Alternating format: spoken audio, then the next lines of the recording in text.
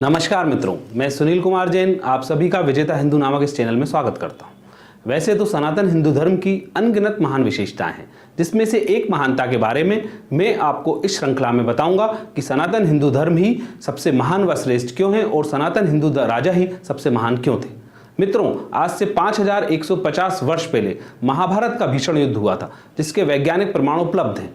महाभारत में 16 महाजनपदों का वर्णन आता है, जिनकी सेनाएं कुरुक्षेत्र में आईं और कुछ कौरवों की ओर से और कुछ पांडवों की ओर से अपने राजाओं और सेनापतियों के साथ लड़ी थी। जिससे यह पता चलता है कि जब संपूर्ण विश्व में अधिकतम जगह सनातन हिंदू धर्म था और हिंदू सनातनी राजा थे, उनके राज्य आपस में लड़ा करते थे, किंतु लड़ाई मात्र सेनाओं के बीच युद्ध स्थल में ही हुआ करती थी। इसी प्रकार से 2300 वर्ष पहले चंद्रगुप्त का उदय हुआ था। उसने नंद वंश को हटाकर मौर्य साम्राज्य स्थापित किया था। कई युद्ध हुए। चाणक्य द्वारा लिखित व जैन एवं बौद्ध ग्रंथों में युद्धों का वर्णन मिलता है। चंद्रगुप्त की सेनाएं अन्य राज्य के राजाओं की सेनाओं से युद्ध स्थल में लड़ती थी और युद्ध जीतने के बाद हारे हुए राज्य का मालिक जीता हुआ राजा हो जाता था। फिर सम्राट अशोक का काल आया। उसने अपने राज्य का विस्तार चीन से लेकर रूस तक के कई भागों में किया। अशोक की सेनाएं दूसरे राज्य की सेना से युद्ध स्थल में लड़कर राज्य जीतती थी। आप यह कहीं नहीं देखेंगे किसी हिंदू राजा ने या उसकी सेना ने आम आदमी को या प्रजा को मारा हो, दूसरे राज्य की महिलाओं से रेप किया हो या जनता को लूटा हो। हिंदू राजा और उसकी सेना दूसरे दुश्मन राज्य की सेना से लड़ती थी और जो जीतता था वह हारे हुए राज्य का स्वामी हो जाता। आम जनता और औरतों को कोई नहीं सताता था। ऐसी हमारी परंपरा लाखों वर्षों तक रही थी। हमने किसी को नहीं सताया और ना ही किसी को लूटा। किसी भी इतिहास में किसी सनातनी हिंदू राजा व उसकी सेना ने लूटपाट की हो, रेप किए हो, जबरन धर्मांतरण कराया हो, यह कहीं भी किसी इतिहास में दर्ज नहीं है। सनातन हिंदू धर्म से हटकर जो संस्कृतियां और धर्म दुनिया में थे, उनका इतिहास अब मैं आपको बताता हूं। ईरान एक प्राचीन देश था। उसका पूर्व नाम आर्यन था। वह एक सनातनी देश था जो अलग अलग जगह से आए हुए आर्यों के द्वारा बसाया गया था।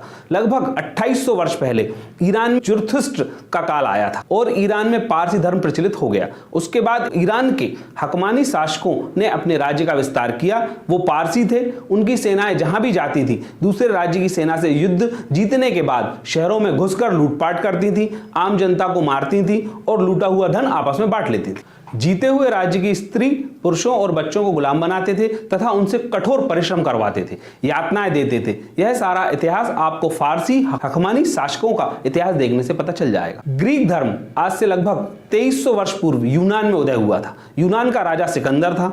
उसने संपूर्ण यूनान पर अपना आधिपत्य जमाया और उसके बाद वह विश्व को जीतने के लिए निकला। सबसे पहले उसने फारसी साम्राज्य की ओर बढ़ा, जहां उसने फारस के बाद मिस्र के बाद इराक और उसके बाद आज के अफगानिस्तान से होता हुआ भारत आया, जहां से लौटने के बाद उसकी मृत्यु हो गई।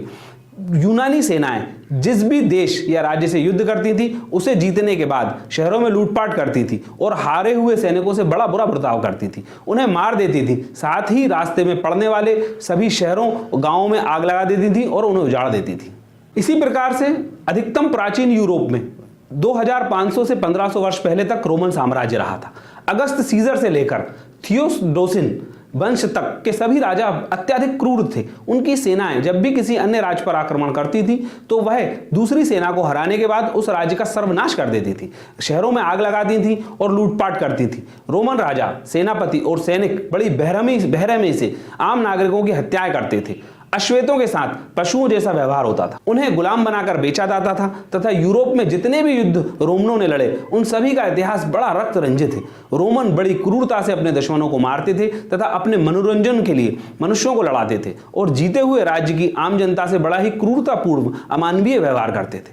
पहली शताब्दी के बाद रोमनों ने ईसाई धर्म अपना लिया और संपूर्ण यूरोप में ईसाई धर्म को मानने वाले राजा राज्य करने लगे। उन सभी का इतिहास भी देखने पर आपको पता चलेगा कि वह सभी इसी प्रकार से युद्ध करते थे तथा युद्ध बंधुओं तथा हारे हुए राज्य के नागरिकों से बड़ा ही क्रूरतापूर्ण व्यवहार करते थे।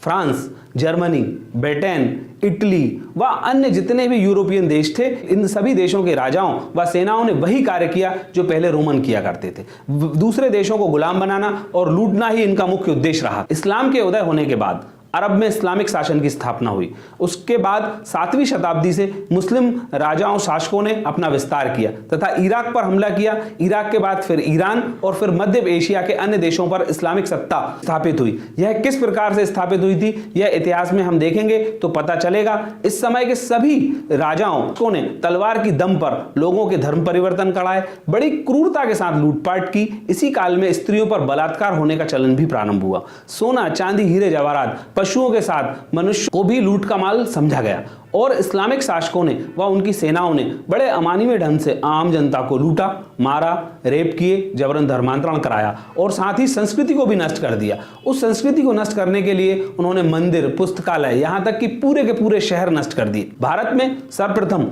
अरब से मोहम्मद बिन कासिम 7वीं सदी में लूटने आया।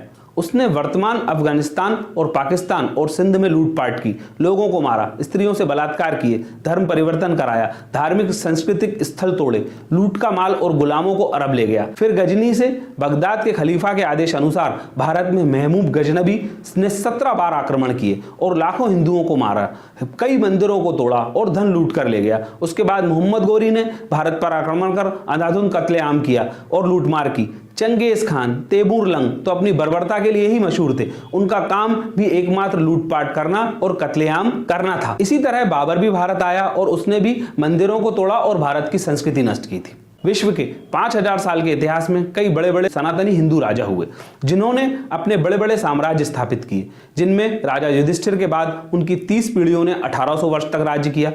1800 वर्ष तक अधिकतम एशिया महाद्वीप पर राज किया। उसके बाद बिंबिसार, अजातशत्रु, साईसुंगा, कालशोक, महापद्म, धनानंद, चंद्रगुप्त मौर्य, बिंदुसार, अशोक, विक्रमादित्य प्रथम, पुष्यमित्र शुंगा, समुद्रगुप्त, विक्रमादित्य द्वितीय, विक्रमादित्य ललितादित्य, स्कंदगुप्त, वसुदेव, कन्वा, शाका, चोला, चेरा, पांड्या, हर्षवर्धन, पल्लव, चालुक्य, पुलकेशिव, राष्ट्रकुल, चोल, कृष्णदेव राय, रणबोल प्रथम व द्वितीय, मराठा राज्य, वीर शिवाजी का राज्य, संभाजी महाराज का राज्य, राजपूत महाराणा प्रताप और कई राजपूत राजा, राजा रणजीत सिंह। इसके बाद और के बाद में भी कई ऐसे बड़े बड़े राजा हुए जिनका इतिहास पढ़ेंगे तो आपको पता चलेगा कि किसी भी हिंदू राजा व उसकी सेना ने तलवार और सेना के बल पर दूसरे धर्म व दूसरे देश व धर्म के लोगों पर लूटपाट करना, महिलाओं का रेप करना, जबरदस्ती धर्म परिवर्तन कराना, दास बनाकर खरीदना और बेचना, यह सब नहीं किया।